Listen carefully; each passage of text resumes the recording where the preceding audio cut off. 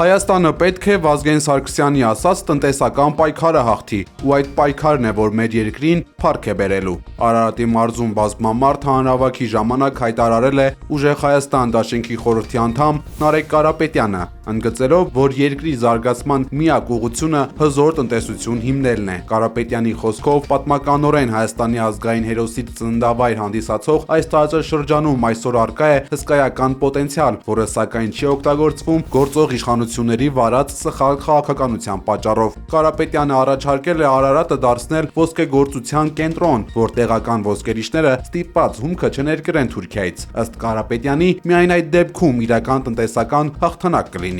Ես այսօր ասում եմ, մեր պարտության պատճառներից մեկը, որ այդ կռիվը կրվեցինք մենք տնտեսական։ Մենք մեր երկրի տնտեսությունը չզարգացրեցինք։ Արարատում կա ոսկու ֆաբրիկա վերամշակման, բայց Հայաստանը ձուլակտոր չի ստանում։ Այ ոսկերիչը ապրելով մի երկրում, որը շատ ոսկի է արդյունահանում, ոսկին գնում է Թուրքիայից, որտեղ ձուլակտոր չենք ստանում։ Արարատում հեղափոխությունը իրապես տնտեսական ու հողի վրա։ Տնտեսական հաղթանակը կլինի այն ժամանակ, երբ Արարատը դառնա Հայաստանի ոսկերչության, ոսկեգործության կենտրոն, երբ որ ոսկու ձուլակտոր ստացվի այստեղ, ոսկու ֆաբրիկայից, եւ վաճառվի Հայաստանի բոլոր վերամշակողներին, որպեսզի էժան ստացվի ապրանքը եւ մենք արտանենք ուրիշ երկիր։ Անդրադառնալով ներքաղաքական իրավիճակին, Կարապետյանը նշել է, որ երկրի առաջնորդը իր տեղում չէ, նրա վարվելաձևը չի համապատասխանում պետության ղեկավարի բարձր կարգավիճակին, իսկ տված խոստումներից եւ ոչ մեկը սկսած Թալանը հետ բերելուց մինչեւ աղքատության կրճատում այդպես էլ իրականություն չի դարձել։ Այդ մարդուն, եթե ձեր երեխան ավտոբուսով միտեղ գնար, տեսնեիք այդ մարդու վիճակը, կթողեիք, որ ավտոբուսի ղեկին նա նստեր։ Ձեր աղջիկ երեխային,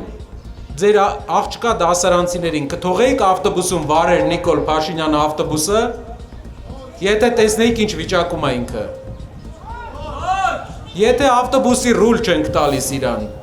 երկրի ղեկ ո՞նց ենք տալիս, ժողովուրդ։ Մենք պետքա բոլորով մի բան պայմանավորվենք, այն հայրենակիցները, ովքեր կամ ու կաց են, չգիտեն գնան ընտրության թե չգնան, ժողովուրդ մի բան հիշեք, ձեր չգնալով հազարավոր հայեր հետապնդման են ենթարկվում, հազարավոր հայեր կալանքի տակ են,